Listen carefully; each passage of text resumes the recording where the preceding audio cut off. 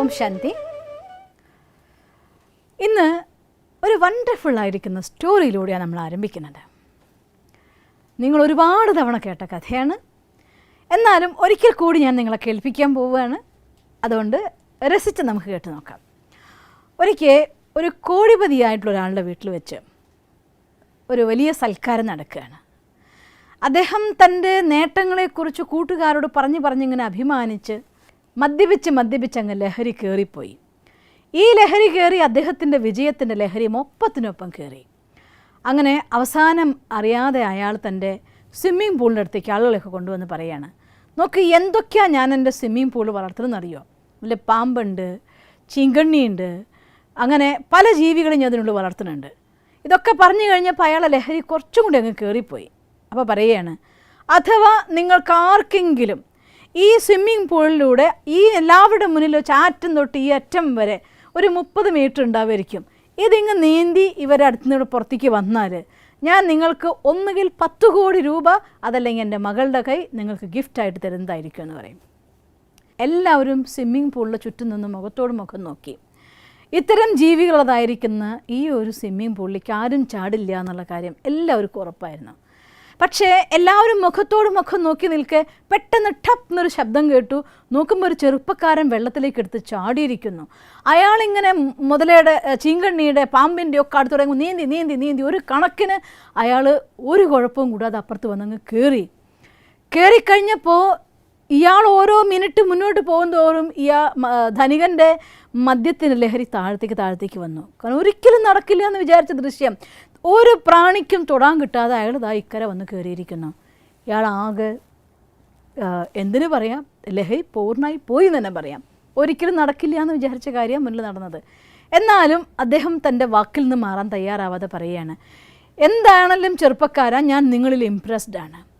ഒരിക്കലും ആരും ചെയ്യില്ല ഞാൻ ഉറപ്പിച്ച ഒരു കാര്യം നിങ്ങളുടെ ആ ഒരു ധൈര്യത്തിന് ഞാൻ മാനിച്ചിരിക്കുന്നുവെന്ന്. അതുകൊണ്ട് ഇനി പറയ്, 10 കോടി വേണോ അതോ എൻ്റെ മകളുടെ കൈ വേണോ? ഏത് ഞാൻ തരാൻ തയ്യാറാണ്, ഞാൻ വാക്ക് മാറില്ല എന്ന് പറയുകയാണ്. അപ്പോൾ ഈ ചെറുപ്പക്കാരൻ പറയും, എനിക്ക് 10 കോടിയല്ല വേണ്ടത്, നിങ്ങളുടെ മകളുടെ കൈയല്ല വേണ്ടത്, എന്നെ ഈ കുളത്തിലേക്ക് തള്ളിയിട്ട ആളാരാന്നുള്ള കാര്യമുണ്ടല്ലോ അതൊന്ന് കാണിച്ചു തരുമോ, അത് മതിയെന്ന് പറയുകയാണ്.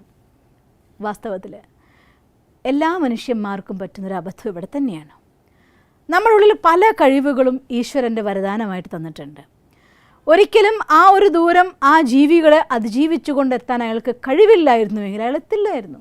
ഏതെങ്കിലും ജീവിയുടെ ഭക്ഷണമായിട്ടോ അഥവാ മൃത്യുവിന് അടിമയായിട്ടോ നമുക്ക് കാണേണ്ടി വന്നേനെ.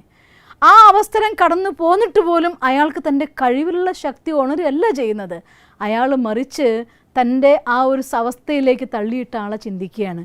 പലപ്പോഴും ജീവിതത്തിലെ പല ഹാർഡ്ഷിപ്സും, പല കഷ്ടപ്പാടിൻ്റെ അവസ്ഥകളും, കഠിനമായ പല സാഹചര്യങ്ങളും മറികടക്കുമ്പോൾ ആളുകൾ അത് കടന്നെത്തി കഴിഞ്ഞ ശേഷം എന്നോട് ഇങ്ങനെ ചെയ്തവരോട് ഒരിക്കലും ഞാൻ ക്ഷമിക്കില്ല എന്നാണ് പറയുന്നത്.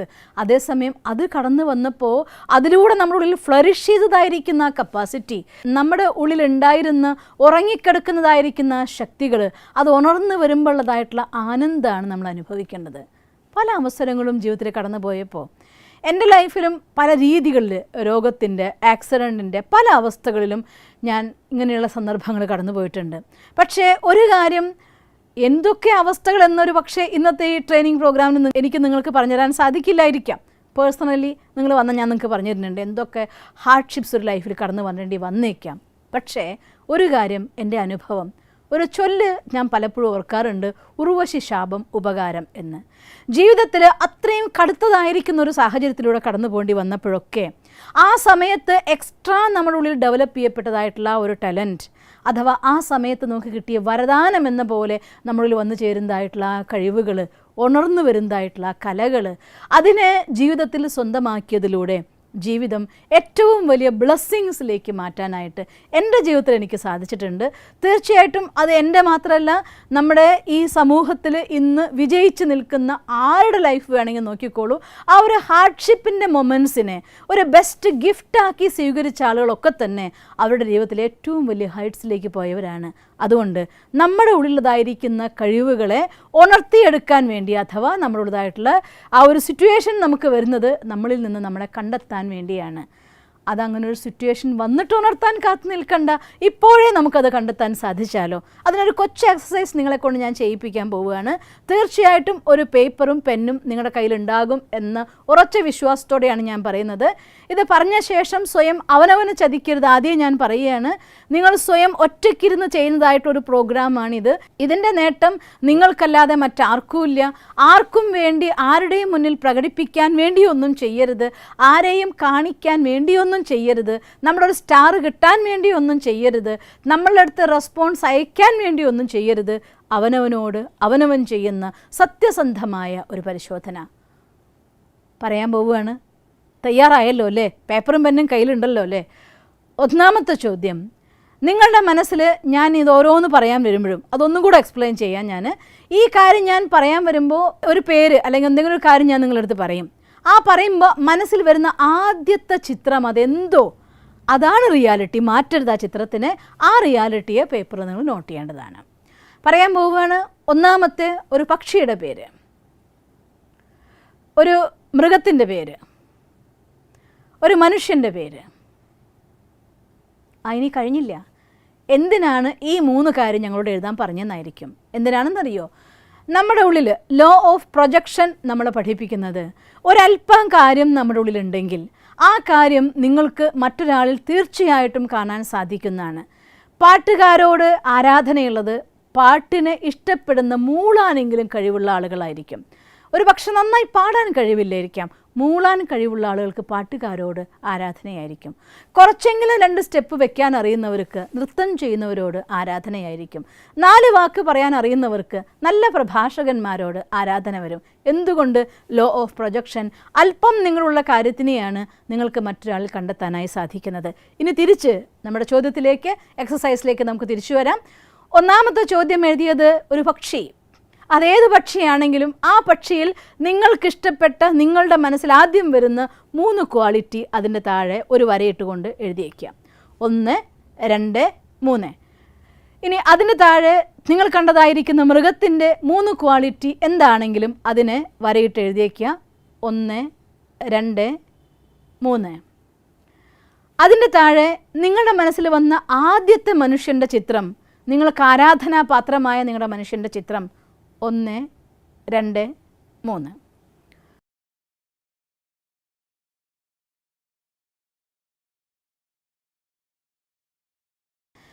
ഈ 3 ചിത്രങ്ങളിലും ഈ 3 ഗുണങ്ങളും ഒരിക്കൽ കൂടെ വായിച്ചു നോക്കിയേ.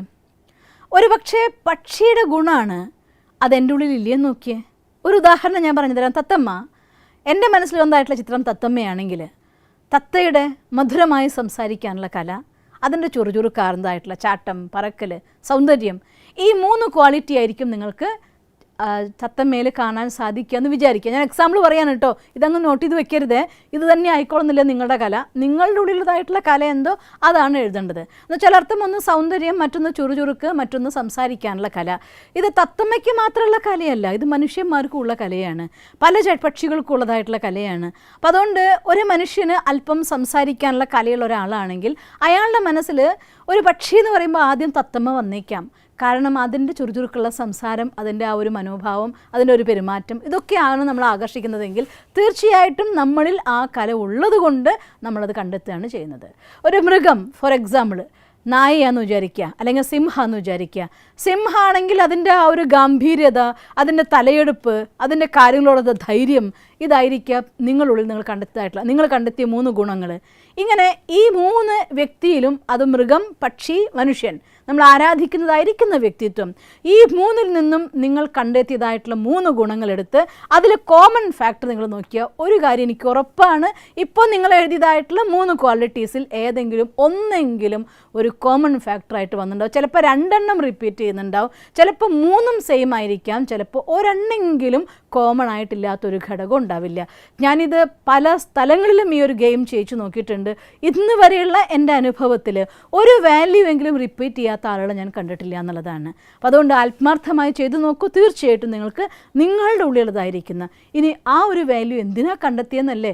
യെസ്, ഇതാണ് നിങ്ങളുടെ റിയൽ അസറ്റ്. ഇതാണ് നിങ്ങൾ ഈ ഒരു വാല്യൂവിനെ ബേസ് ചെയ്തുകൊണ്ട്, അഥവാ ധൈര്യമാണെങ്കിൽ ധൈര്യം, അതല്ല നിങ്ങളുടെ സംസാര ശൈലിയാണെങ്കിൽ അതല്ലെങ്കിൽ വിശ്വാസമാണെങ്കിൽ എനിവേ ഏത് വാല്യൂ ആണോ കോമൺ ഫാക്ടറായിട്ട് നിങ്ങൾ കണ്ടെത്തുന്നത്, ആ കോമൺ ഫാക്ടർ അത് നിങ്ങളുടെ സ്വന്തമാണ്. അതിനെ ബേസ് ചെയ്തുകൊണ്ട് ആ വാല്യൂവിനെ അഥവാ ആ സ്പെഷ്യാലിറ്റീനെ ഡെവലപ്പ് ചെയ്യുന്ന രീതിയിൽ നിങ്ങൾ ഏതൊരു ഫീൽഡ് നിങ്ങൾക്ക് വേണ്ടി തിരഞ്ഞെടുത്താലും അത് നിങ്ങൾക്ക് സ്യൂട്ടായിട്ടുള്ള ഫീൽഡാണ്.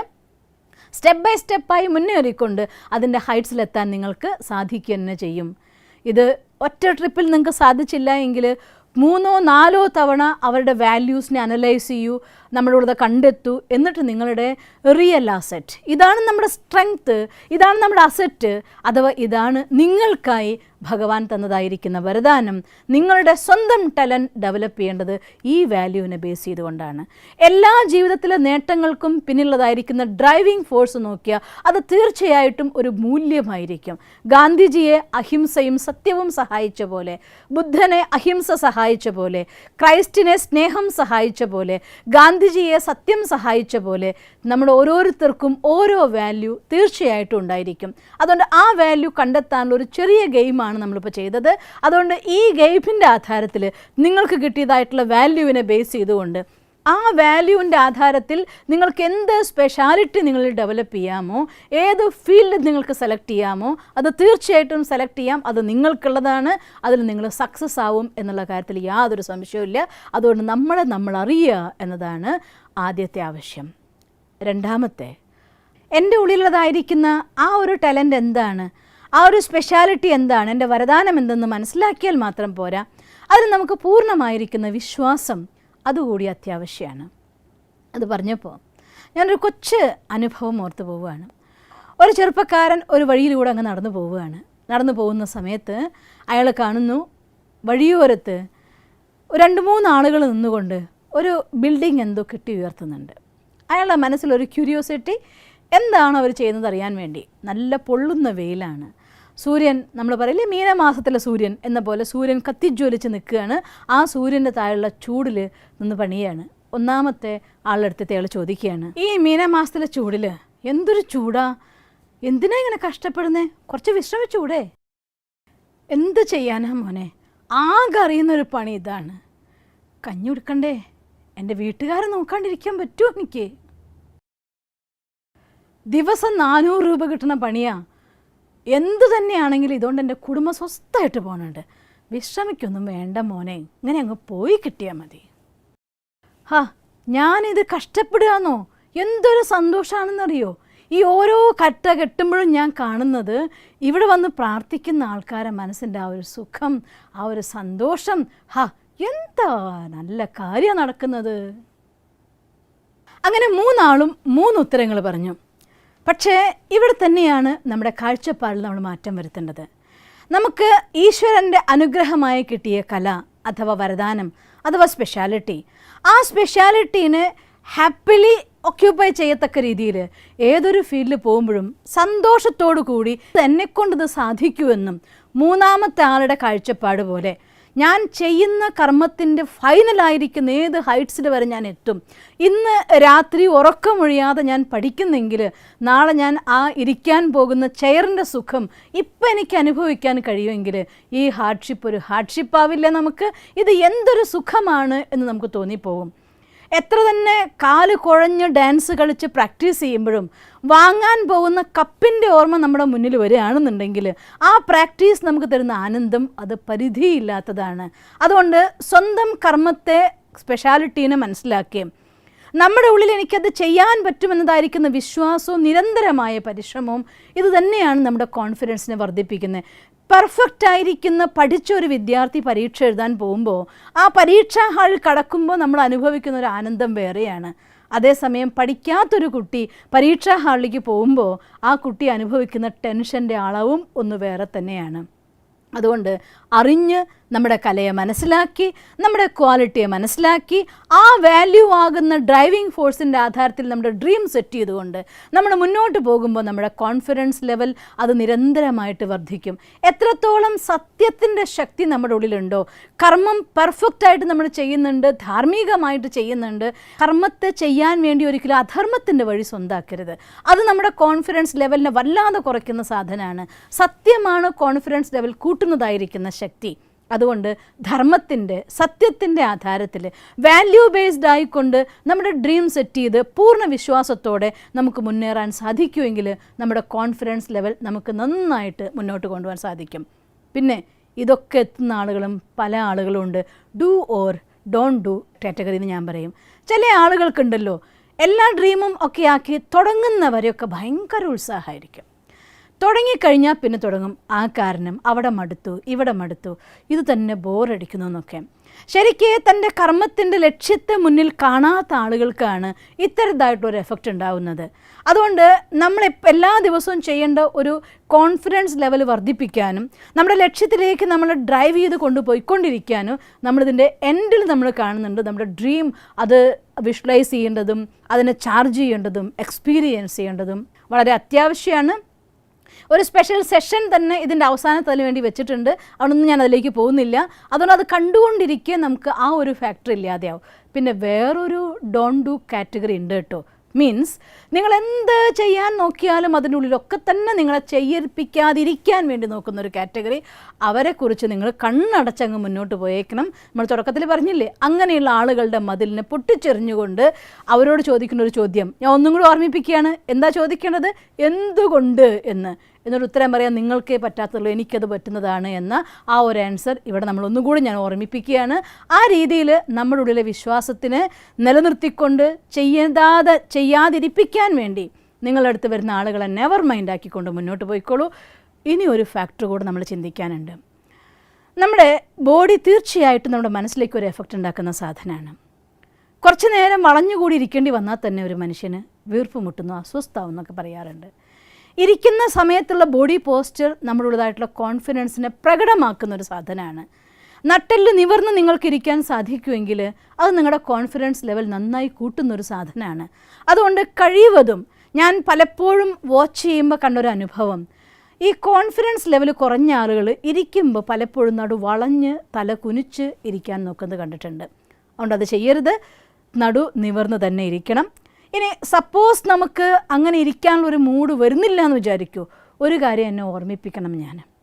കാരണം ഈ ഇരുത്തം എൻ്റെ കോൺഫിഡൻസ് ലെവലിനെ ബാധിക്കുമെങ്കിൽ നല്ല കോൺഫിഡൻസ് ലെവൽ ഡെവലപ്പ് ചെയ്യാൻ വേണ്ടി ഞാൻ തീർച്ചയായിട്ടും നിവർന്നേ ഇരിക്കൂ എന്ന്.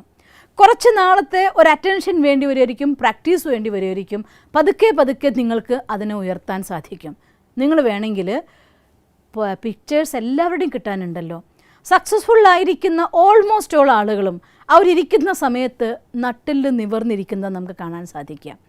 അവരുടെ കോൺസെൻട്രേഷൻ എപ്പോഴും നന്നായിരിക്കും, ശ്രദ്ധ പൂർണ്ണമായിട്ട് അവർ ചെയ്യുന്ന കാര്യത്തിലുണ്ടായിരിക്കും. നിൽക്കുകയാണെങ്കിൽ പോലും ചാരി വളഞ്ഞ് ഒടിഞ്ഞല്ല, രണ്ട് കാലിൽ നമ്മുടെ പാദങ്ങളും ഷോൾഡറും ഒരൊറ്റ സ്ട്രെയിറ്റ് ലൈനിൽ വരുന്നതാണ് ഏറ്റവും കോൺഫിഡൻസ് ആയിട്ടുള്ള ആ ഒരു സ്റ്റഡി സ്റ്റാൻഡിങ് എന്ന് പറയുന്നത് തന്നെ. അതുകൊണ്ട് നമ്മളത് നോക്കണം. പിന്നെ രണ്ടാമത്തെ കാര്യം, ഒരു സദസ്സിൽ പോയിട്ടിരിക്കേണ്ടി വരുമ്പോൾ നിങ്ങൾ വാച്ച് ചെയ്തിട്ടുണ്ടായിരിക്കും, ഒരു സദസ്സിൽ കോൺഫിഡൻസ് ആയിട്ടുള്ള ആളുകളൊക്കെ മുന്നിലിരിക്കും. അവരുടെ കോൺഫിഡൻസ് കുറവാണെങ്കിൽ സ്വാഭാവികമായിട്ടും ആ സദസ്സിൻ്റെ ബാക്കിലിരിക്കാനാണ് നോക്കുക. ഇപ്പോൾ നമ്മുടെ കോൺഫിഡൻസ് ലെവൽ കുറവാണ്, നിങ്ങൾക്ക് ബാക്കിലിരിക്കാനാണ് ഇപ്പോഴുള്ള പ്രവണത എങ്കിൽ കരുതിക്കൂട്ടി അതിനെ കട്ട് ചെയ്തുകൊണ്ട് മുന്നിലിരിക്കാനുള്ള പ്രവണത കാണിക്കുക. പതുക്കെ പതുക്കെ നിങ്ങൾക്ക് നിങ്ങളുള്ള പ്രവണതയെ മാറ്റിയെടുക്കാൻ സാധിക്കും. മീൻസ് ആ ഒരു പ്രവണത മാറ്റുമ്പോൾ ബോഡി എഫക്ട്സ് ദ മൈൻഡും ഉണ്ട്, മൈൻഡ് എഫക്ട്സ് ദ ബോഡിയും ഉണ്ട്. അതുകൊണ്ട് ബോഡി എഫക്ട്സ് ദ മൈൻഡ് എന്നുള്ള പ്രിൻസിപ്പിൾ പ്രകാരം പതുക്കെ അതും നിങ്ങളുടെ കോൺഫിഡൻസ് ലെവൽ വർദ്ധിപ്പിക്കാനായിട്ട് സഹായിക്കും. പിന്നെ ആരോട് സംസാരിക്കുമ്പോഴും ഏറ്റവും നല്ല കമ്മ്യൂണിക്കേഷൻ ഐ ടു ഐ കോണ്ടാക്റ്റിലാണ് വരിക. സംസാരിക്കുന്ന ആളുടെ അടുത്ത് കണ്ണിൽ നോക്കി സംസാരിക്കാൻ അഥവാ മുഖത്ത് നോക്കി സംസാരിക്കാൻ നമ്മൾ ശ്രദ്ധിക്കണം. അങ്ങോട്ടും ഇങ്ങോട്ടും നോക്കി അശ്രദ്ധമായി സംസാരിക്കുന്ന സ്വഭാവം നിങ്ങൾക്കുണ്ടെങ്കിൽ ഉറപ്പാണ് നിങ്ങളുടെ മനസ്സ് ഒരാളോട് സംസാരിക്കുമ്പോഴും മറ്റു പല ഭാഗത്തേക്കും പോകുന്നുണ്ട്. അതുകൊണ്ട് തന്നെ കമ്മ്യൂണിക്കേഷൻ പെർഫെക്റ്റ് ആയിരിക്കില്ല, നമ്മുടെ എനർജി ട്രാൻസാക്ഷൻസ് ഉണ്ടാവില്ല, ഒരു കാര്യത്തിലൂടെ നിങ്ങൾക്ക് ലക്ഷ്യത്തിലേക്ക് യാത്ര ചെയ്യാൻ സാധ്യമല്ല. അതുകൊണ്ട് സംസാരിക്കുന്ന സമയത്ത് മുഖത്ത് നോക്കി സംസാരിക്കുക. ഷെയ്ക്ക് ഹാൻഡ് കൊടുക്കുന്ന സമയത്ത് പെർഫെക്റ്റ് ആയിട്ടുള്ള രീതിയിൽ, ഒരു ജെല്ലി ഫിഷിൻ്റെ ഹാൻഡ് ആവരുത്, ഒരാൾ പിടിക്കുമ്പോൾ അങ്ങനെ വഴുതി പോകുന്ന കൈയൊന്നും ആവരുത്. കറക്റ്റായിട്ട് നമ്മൾ ഷെയ്ക്ക് ഹാൻഡ് കൊടുക്കുന്ന രീതികൾ. അതുപോലെ നമ്മളൊരാൾ സംസാരിക്കുകയാണെങ്കിൽ കൈ കെട്ടിന്ന് സംസാരിക്കരുത്. ഇങ്ങനെ നിങ്ങൾ നിൽക്കുമ്പോഴേ മറ്റാൾക്ക് മനസ്സിലാവും ഇവർ ഞാൻ പറയുന്നതൊന്നും സ്വീകരിക്കാൻ തയ്യാറല്ല എന്ന്. അതുകൊണ്ട് കൈ കെട്ടി നിന്നുള്ള ആശയവിനിമയം പാടില്ല. കൈകൾ നമുക്ക് ഫ്രീ ആയിട്ട് ഉപയോഗിക്കാനുള്ളതാണ്. കൈയുടെ മേലെ ഇങ്ങനെ തിരുമ്മിക്കൊണ്ടിരിക്കരുത്. ഇത് കണ്ടാലേ മനസ്സിലാവും. ഞാൻ കണ്ട് പല ട്രെയിനേഴ്സും ക്ലാസ് എടുക്കുമ്പോൾ ഇതിങ്ങനെ നിരന്തരമായിട്ട് ചെയ്തുകൊണ്ടിരിക്കണം. എന്ത് കാരണം കൊണ്ട് ചെയ്തതെന്നൊന്നും അറിയില്ല. പക്ഷേ ഒരു കാര്യം ഞാൻ പഠിച്ചെടുത്തോളം, ഞാൻ വാച്ച് ചെയ്തപ്പോൾ ഞാൻ മനസ്സിലാക്കിയ ഒരു കാര്യമുണ്ട്. ഒരാൾ നമ്മളോട് സംസാരിക്കുമ്പോൾ കൈ ഇങ്ങനെ ആക്കിക്കൊണ്ടിരിക്കുന്നുണ്ടെങ്കിൽ ചിലരിങ്ങനെ ആക്കിക്കൊണ്ടിരിക്കുന്നുണ്ടാവും, ചിലരിങ്ങനെ ആക്കിക്കൊണ്ടിരിക്കുന്നുണ്ടാവും. ഇതിങ്ങനെയുള്ള ആളുകളുടെ അടുത്ത സ്റ്റെപ്പ് നോക്കിക്കഴിഞ്ഞാൽ അവർക്ക് നമ്മളോട് എന്തോ ഒരു ആശയം പറയാൻ വേണ്ടി, ആവശ്യത്തിന് വേണ്ടി വന്നിരിക്കുകയാണെന്ന് ഉറപ്പാണ്. ചില ആളുകൾക്ക് അതിനുള്ള കോൺഫിഡൻസ് ഉണ്ടാവില്ല. അവരിങ്ങനെ ഷർട്ടിൻ്റെ ഹുക്ക് ഇങ്ങനെ തിരിക്കുന്നതായിട്ട് കാണാം, അല്ലെങ്കിൽ സാരി പിടിച്ചതായി ഇങ്ങനെ കാണിക്കുന്നത് കാണാം. ഇതൊക്കെ നെഗറ്റീവ് സൈൻസാണ്. പർപ്പസ്ഫുള്ളി നമ്മുടെ ലൈഫിൽ നിന്ന് ഒഴിവാക്കിയിരിക്കണം. മുടി പിടിച്ചിങ്ങനെ തിരിക്കുക, അല്ലെങ്കിൽ മുടി ഇങ്ങനെ കാണിച്ചുകൊണ്ടിരിക്കുക. ചില കുട്ടികളുടെയൊക്കെ വിചാരം ഇടയ്ക്കിടയ്ക്ക് കൈ ഇങ്ങനെ തട്ടുന്നത് സ്റ്റൈലാണെന്നാണ്. പക്ഷേ അല്ല, നിങ്ങളുടെ ഉള്ളിലെ കോൺഫിഡൻസ് ലെവലിൻ്റെ കുറവാണ് ഇതൊക്കെ കാണിക്കുന്നത്. നേരെ നിന്ന് തുറന്ന കൈ കൊണ്ട് സംസാരിക്കുക എന്നുള്ളത് ഒരു ബെസ്റ്റ് കമ്മ്യൂണിക്കേഷൻ അഥവാ കോൺഫിഡൻറ്റ് കമ്മ്യൂണിക്കേഷൻ്റെ ഒരു പ്രതീകമാണ്. അതുകൊണ്ട് നിങ്ങൾ ഒരാളുടെ മുന്നിൽ പോകുന്ന സമയത്ത് നിങ്ങൾ എന്താണ് എന്ന് കാണുന്ന ആദ്യത്തെ 5 സെക്കൻഡിൽ അയാൾ വാച്ച് ചെയ്യും. അതിൻ്റെ ഘടകങ്ങൾ നമ്മുടെ കണ്ണ്, നമ്മുടെ കൈ, നമ്മുടെ ഷോൾഡർ, നമ്മുടെ ബാക്ക് ബോണിൻ്റെ സ്ട്രെയിറ്റ് ആയിട്ടുള്ള സ്റ്റേജ്, ഇതൊക്കെയാണ്. അതുകൊണ്ട് ഈ കാര്യങ്ങളിലൊക്കെ പതുക്കെ ശ്രദ്ധിച്ചുകൊണ്ടിരുന്ന് നമുക്ക് ഡെവലപ്മെൻറ്റ് കൊണ്ടുവരാം. ഇനിയും കുറേ കാര്യങ്ങൾ നമുക്ക് പഠിക്കാനുണ്ട്. തുടർച്ചയായിട്ടുള്ള ലെസൺസ് നമ്മൾ പഠിക്കും. എന്നാലും ഇന്ന് ഈ ലോകത്തിലെ പരമോന്നതമായിരിക്കുന്ന ശക്തിയായിരിക്കുന്ന ഓൾമൈറ്റി അതോറിറ്റി, ദ ഗോഡ്, ഈശ്വരൻ്റെ കുട്ടിയായ ഞാൻ, എൻ്റെ ഉള്ളിൽ ആ ഒരു കോൺഫിഡൻസിന് 100% ഡെവലപ്പ് ചെയ്യാൻ വേണ്ടതായിരിക്കുന്ന അഫർമേഷൻ പ്രാക്ടീസ് ചെയ്തുകൊണ്ട്, മെഡിറ്റേഷൻ ചെയ്തുകൊണ്ട് നമുക്കൊന്ന് അവസാനിപ്പിക്കാം. ഓം ശാന്തി.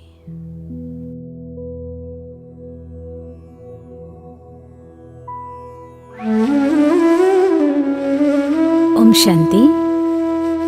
ഇന്ന് നല്ലൊരു ദിവസം നിങ്ങൾ തീർച്ചയായും ചെലവഴിക്കാൻ പോവുകയാണ്. നമ്മുടെ ആത്മവിശ്വാസത്തിൻ്റെ ശക്തിയാണ് ഈ ജീവിതത്തിൻ്റെ വിജയത്തിൻ്റെ ശക്തി.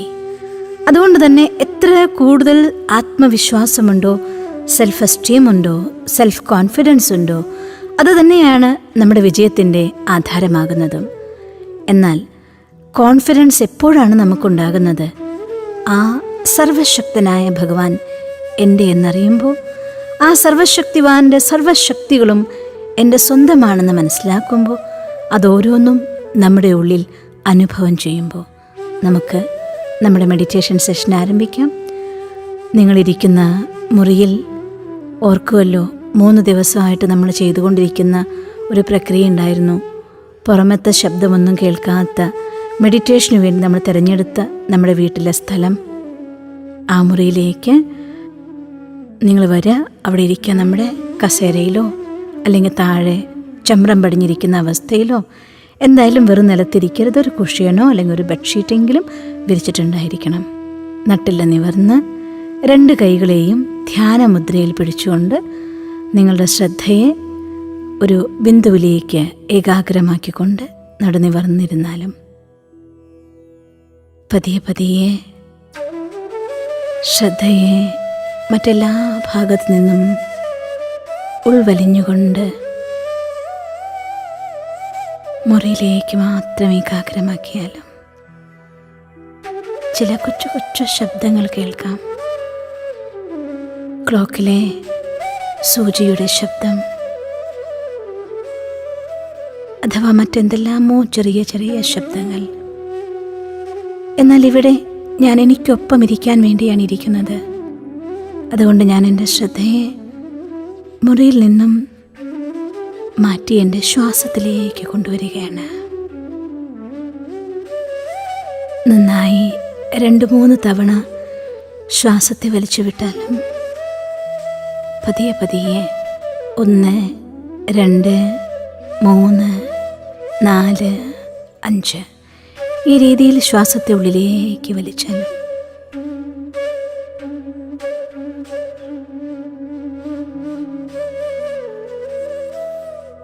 ഉള്ളിൽ 3 സെക്കൻഡ് സമയം. 1, 2, 3. പതുക്കെ 1, 2, 3, 4, 5 പൂർണ്ണമായി ശ്വാസം പുറത്തേക്ക് വിട്ടാലും വീണ്ടും ഒരിക്കൽ കൂടി മനസ്സിൽ എണ്ണിക്കൊണ്ട് 1, 2, 3, 4, 5. 1, 2, 3. 1, 2, 3, 4, 5.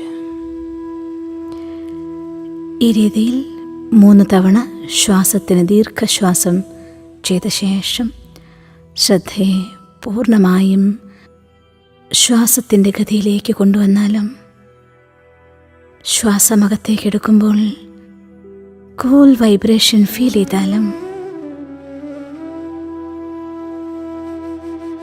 ഇപ്പോഴെൻ്റെ ശ്രദ്ധ പതിയെ പതിയെ ശ്വാസത്തിൽ നിന്ന് എൻ്റെ ഭ്രൂമധ്യത്തിലേക്ക് ഞാൻ കൊണ്ടുവരികയാണ്. ഭ്രൂമധ്യത്തിൽ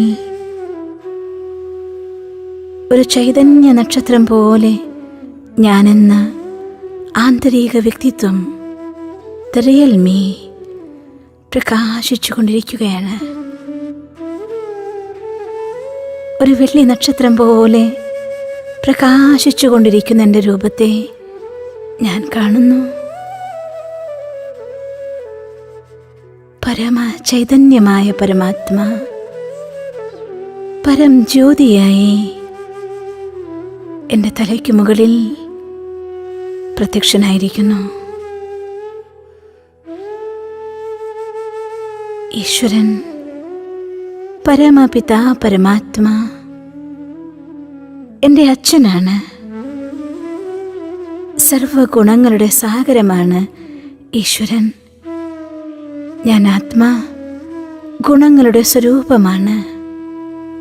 സർവശക്തനായ ഈശ്വരൻ്റെ സന്താനമായ ഞാൻ. മാസ്റ്റർ സർവശക്തിവാനാണ്. എൻ്റെ സങ്കല്പത്തിൻ്റെ ഭാഷയിലൂടെ ആ പരമ ചൈതന്യവുമായി ഞാൻ സംസാരിക്കുകയാണ്.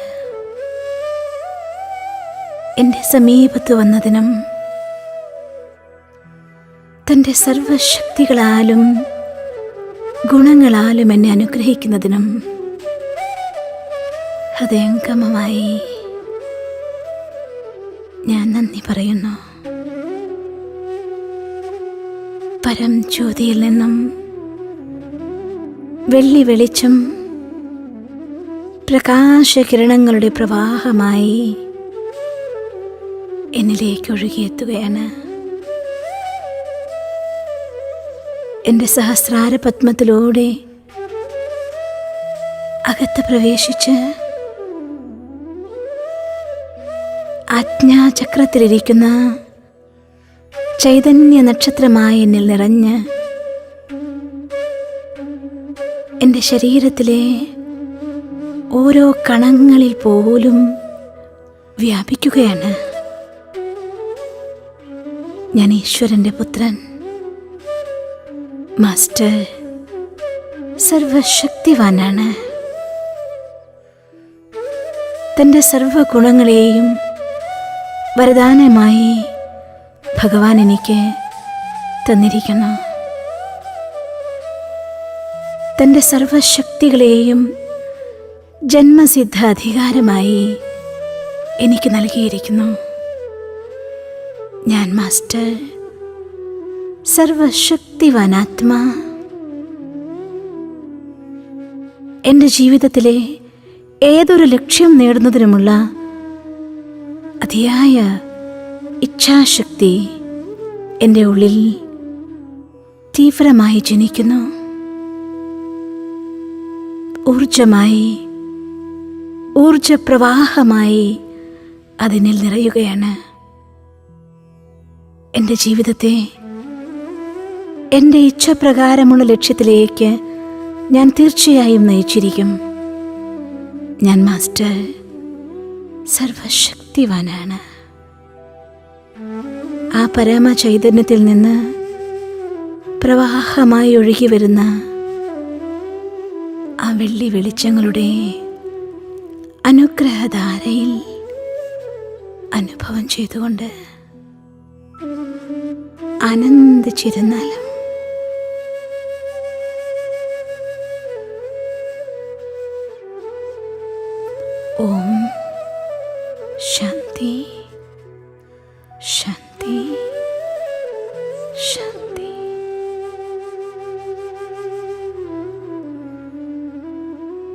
തീർച്ചയായും ഇന്നത്തെ ദിവസം ഞാൻ മാസ്റ്റർ സർവശക്തിവാനാണ്, ഈശ്വരൻ എനിക്ക് ജന്മസിദ്ധ അധികാരമായി സർവശക്തികളും തന്നിരിക്കുന്നു, ഈശ്വരനിൽ നിന്ന് വരദാനമായി എല്ലാ ഗുണങ്ങളും എന്നിൽ നിറഞ്ഞിരിക്കുന്നു. ഈ ഒരു അഫർമേഷൻ ഇന്നത്തെ ദിവസം ചുരുങ്ങിയത് 21 തവണയെങ്കിലും നിങ്ങൾ അനുഭവം ചെയ്യണം. ഓം ശാന്തി.